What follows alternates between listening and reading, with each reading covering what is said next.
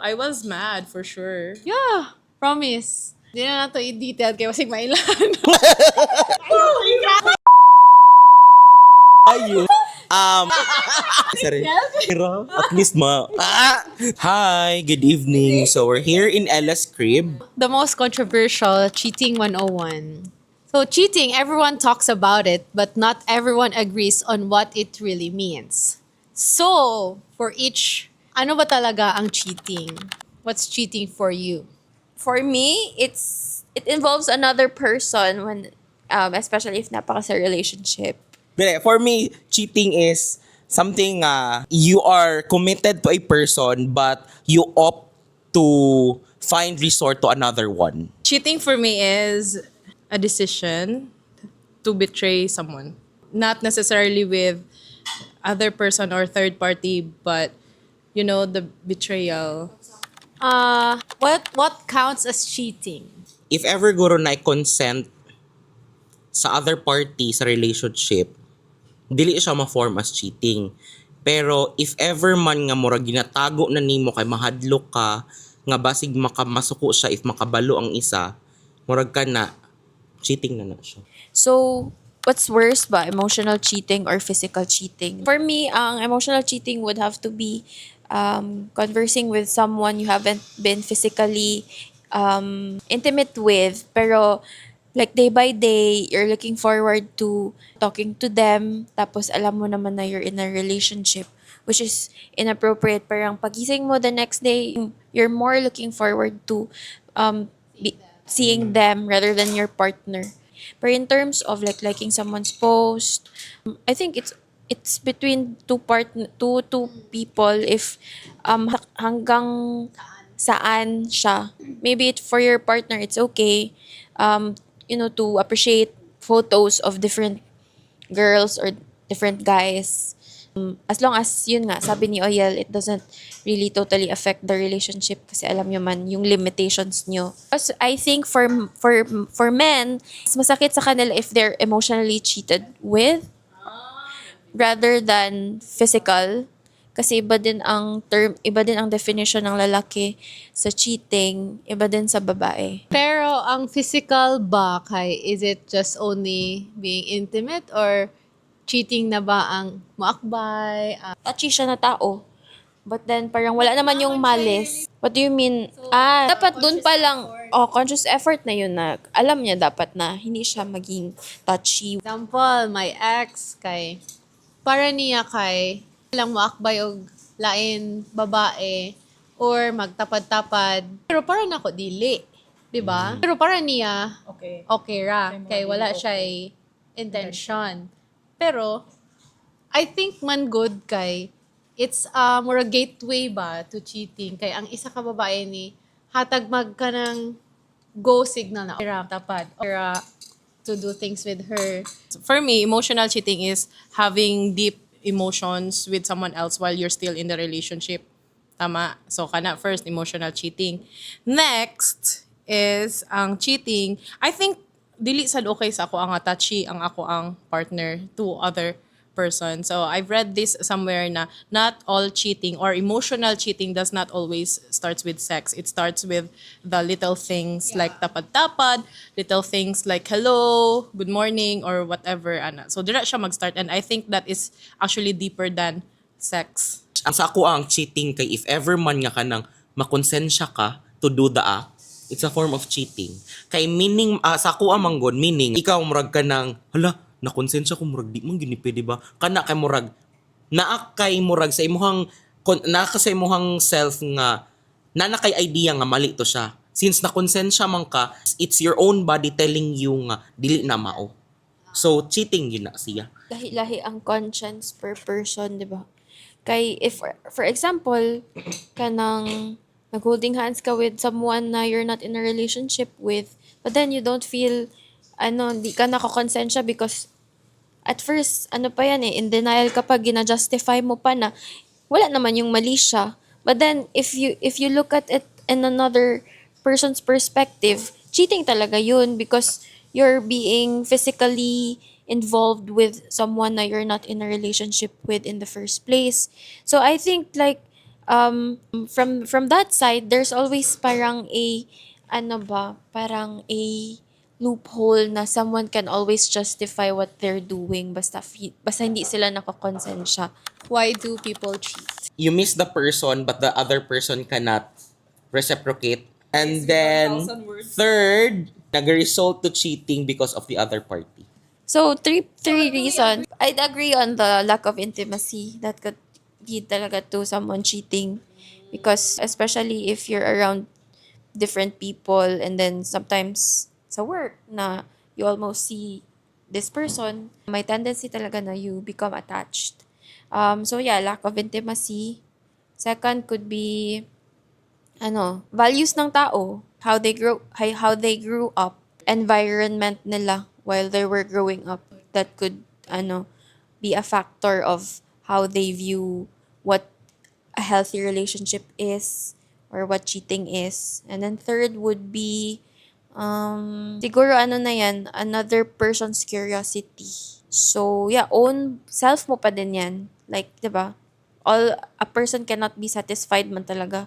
So you're always thinking the grass is always greener on the other side. So a person's curiosity can only be cured pag he or she's involved in that situation already. Mine, agree ko kay Roach sa values. And itong third, curiosity.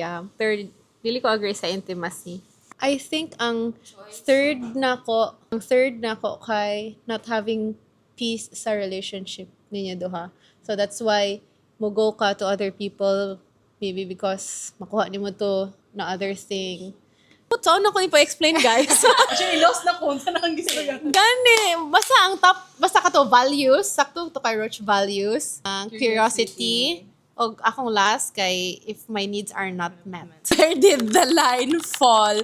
Love unconditionally if kana ang notion. Murag, kung perminti na lang kasi sig-adjust, murag kapuya na po ka, oy. Ay, ibutan na to ang uban naagoy hangganan ang ilahang pag-agwanta. And then, kato nga person, kay niabot na gyud siya sa iyahang peak nga, murag di naman itama. So how do you know that that love is worth fighting for? Pag napang respect. It's not. Having respect for someone doesn't mean that you should still be in a relationship with them. You can still show respect without by letting them go. Kasi alam mo naman in yourself na your needs are not being met and the other person is also incapable of giving that to you. So, for me, why would you prolong it? Ganon lang siya. The respect, yes. The love, you can always give it. You can always give and receive it to someone, but not necessarily na you have to still be in a relationship with them. The love, kasi in theory, love should be unconditional. Pero practical lang tayo, it's really transactional. Dapat your needs, give and take. Your needs are being met and yung needs din ng partner mo, you're showing efforts also for that to be fulfilled. So, kasi kung hindi, that's one of the reasons why people would think, what if ito na lang? Kasi yung missing piece na hindi mabigay ng partner ko, this person fulfills it. So, parang ako niyan, kung ganyan man, if you're in theory here, if you're having thoughts of like that, di bulagin na lang, di ba? Or i-weigh down mo, parang kasi yan, I'd relate that to the 80-20 principle. 80%, that's what your relationship is giving you. And then, yung 20% na kulang, let's say intimacy, hindi mo makuha because the attention, hindi mo makuha from your current partner. So, someone else outside your relationship is giving it to you. So, iniisip mo, ito na lang, I'd sacrifice my 80 for this 20. But then, in the long run, you'd look at it na, nawala ko yung 80 because I sacrificed it for only this amount of So, kailangan mo isipin talaga, hindi lang yung superficial na, because currently, I'm needing this. Kailangan mo talaga isipin. For me kasi, relationship, commitment, long-term lang yan. Hindi dapat yan siya in the moment lang na nakukulangan ako kaya maghanap ako ng iba. So, that's how you should approach a relationship when it's in crisis or when it's, parang ganyan. you feel there's something lacking. Kaya nga, di ba, parang i-communicate mo sa partner mo ano ang needs mo. If they're not capable to give that, then mag-compromise kayo. A relationship is not just love. It's a million other things. It's more than love talaga. Yeah. Love is not enough. How does it feel to be cheated on? Wala pa mahinuon ko na cheat.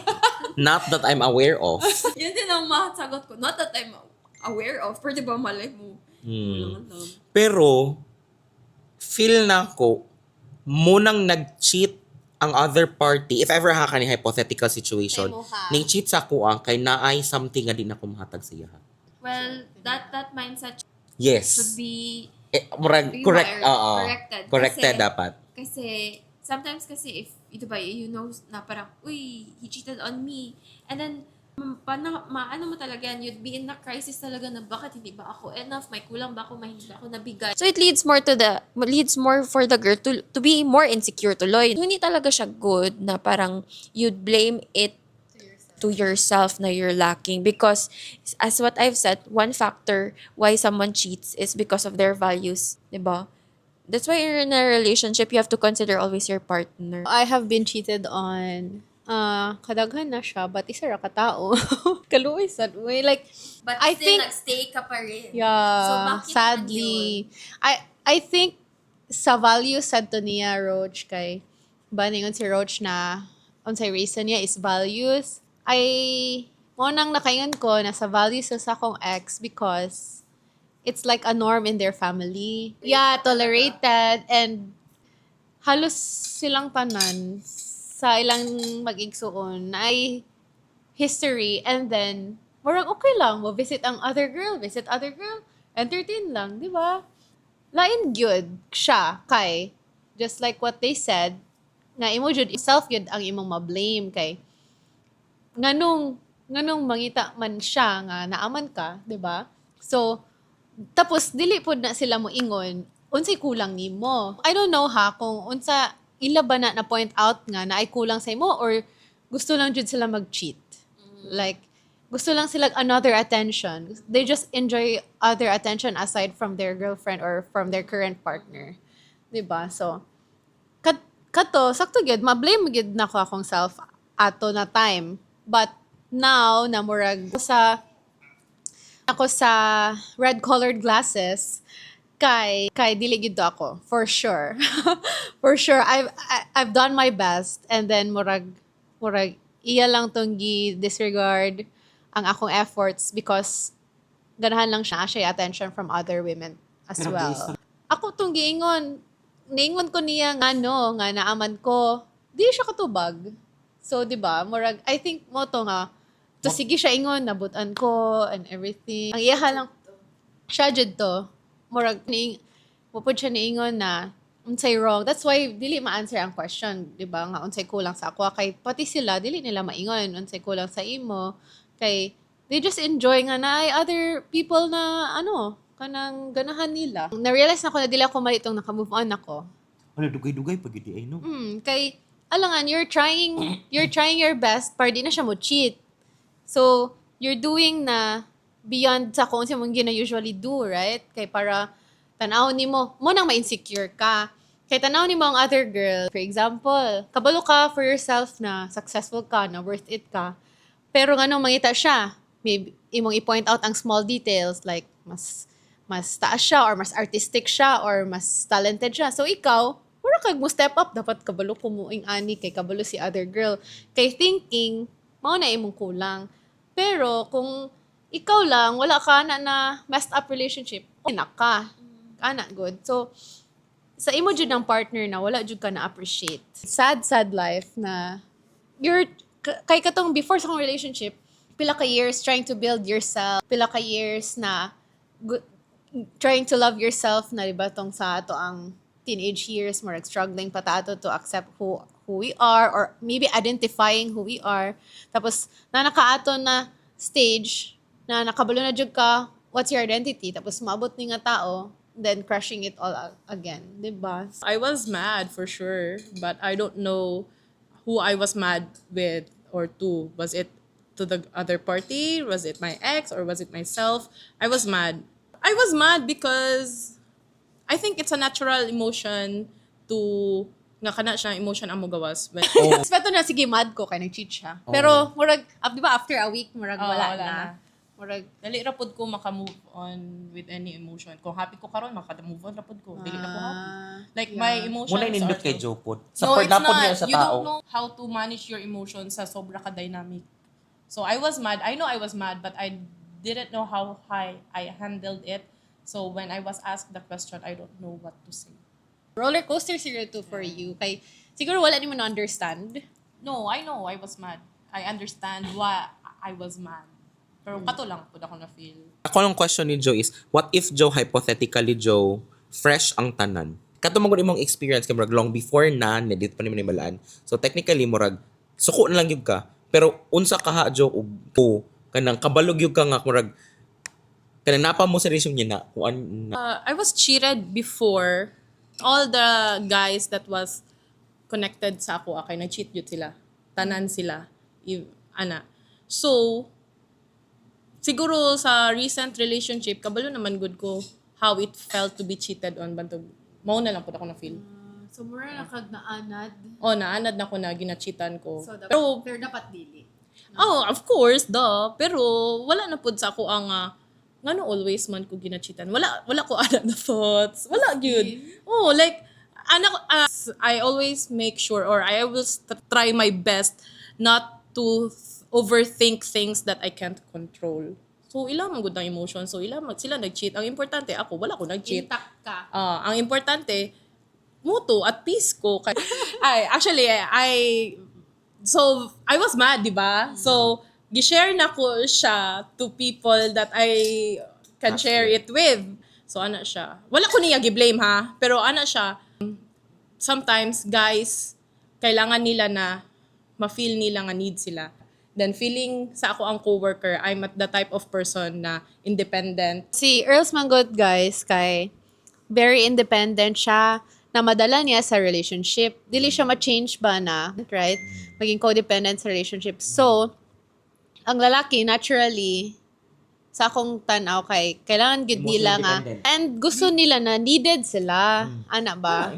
Niya si Joe kay, super independent siya. Dili na niya kailangan ang lalaki. But, di po siya ni-change, guys. Pag na siya sa relationship. Can you ever trust a cheater again? No! Trust, you mean, would I trust the same person na nag-cheat sa ako? Wala naman good ko yung emotional attachment. So ingani na lang ang scenario. What if ang next na ko kay nag-cheat sa past relationship niya? No, kay mo to yung ingan nila na murag kung giunsa niya paghawa ato na past relationship, that's how they going to end their relationship with you. Parang I've learned na it's important or it should be talked about yung past relationships niya para naman malaman mo kung ano yung pattern niya. What you should be cautious of ba. So you have to really know the person and their past. When they're getting into a relationship, parang tabu na pag-usapan pa yung past ba. But I think it's a huge factor para you know how they are as a lover in a relationship. I learned it the hard way because kabalon ako na cheater siya sa past relationship but ako magyapon ko. So I had my own medicine. So, moto, na-cheatan gyapon ko. It's really true na. For me, it's really true. Once a cheater is always a cheater. No shade, but amo lang ning opinion. Studies show, nabasa ko lang din ito sa podcast, na parang a man or a person who has cheated before has 300% chance of cheating again sa next. It would take the right person to change a cheater. True. Yes. So, to ko na else. Divided biyani na topic. Dili siya tinuod for me. Kay, dili man na siya, you don't have to rely onto someone para ma-change mo ang values mo. Kasi it always starts within yourself. So, for someone na, of course, I've also I haven't been cheated on as I'm well aware of, no, pero parang if you're put pala into a position where you always have the chance to cheat, especially siguro like for women naman, parang mas likely mas mataas ang chance because guys are all over, but parang ironic pa na ang guys pa ang always nag-cheat.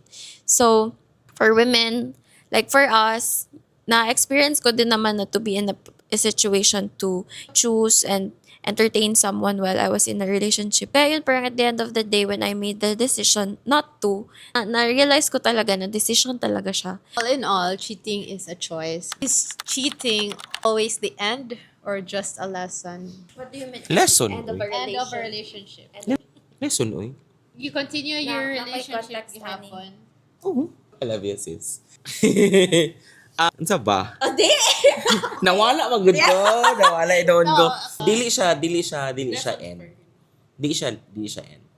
Kay if that person will make you change. If you're was once a cheater, then you found the right person that will change you for to become better, then love will flourish. Usually, ang courses of relationships is they always go through trials, and then there's always, because there was cheating involved. I've read something and I agreed on this na it should not be normalized na for a relationship to flourish, or for a relationship na masabi mo na it has grown and it has developed, na it needs to involve cheating. Hindi kailangan na masabi mo na ang relationship grew because there was cheating involved. Kasi hindi dapat siya norm. Ganyan bitaw na parang in the end na we've experienced so much. Tapos we've gone through big trials. Pero alam mo naman deep inside because there was cheating. So parang ma-feel mo tuloy na we're stronger than ever because we've surpassed this trial. Pero it should not be a norm na trial ang cheating because it's not a lesson. It's the end talaga siya. It could be a lesson for once, no? Pero I think prior to entering a relationship, it shouldn't have to be a lesson because alam mo naman na deep na prior to that, it's not really good. It should not be experience for you to realize na it should be a lesson. Parang ganun. So, what's your take sa married couples na moingon sila na part and parcel sa relationship? For married With kids. and kanang build up na marriage na good na ay kids and everything, 'di ba? So, kay parts relationship, married people will turn a blind eye on that. Not necessarily a blind eye, but they forgive each other again and again. Para sa relationship, for the kids, for the family, for the bigger commitment. So, saan na it will not be an end sa akong nahibawan sa akong na-meet na people. But it's always a hard lesson. So, unsay mong thoughts about that? Og naanay kanang kung ang cheating kay masakitan na ang mga bata. Kaya di ba ang context man sa situation kay murag nana say anak, di ba? Kung naanay effect na sa mga bata, then separate na lang. Kay there's such thing as co-parenting man karon. If the children of or a child is better off nawala ang parents together, then so be it. Rather than naamong duha pero magkit-an sa bata nga cheat gihapon ang mama or cheat gihapon ang papa para lang nga murag it will eventually ma-realize sa gihapon na sa bata nga it would be better off nga wala na lang yun. If dili pa mo committed into a marriage, if na cheating involved, maybe should end it early compared if imo ingon na lesson and then na married mo and then as our concept kay once a cheater, always a cheater. So, madala niya sa yung marriage. Diba? So, in Filipino concept, that gives you no choice but to stay. Hindi mo din masabi naman din from your part as us na single and we're not married yet na you'd end it, especially if there are other people involved. Yes. But tinood man po, sa marriage concept, we're not in the place to say about it. Maybe sa mo, single, good mean. To contextualize na lang, ang among mga opinion is based from the past experience. And that ends our podcast this evening. Bye!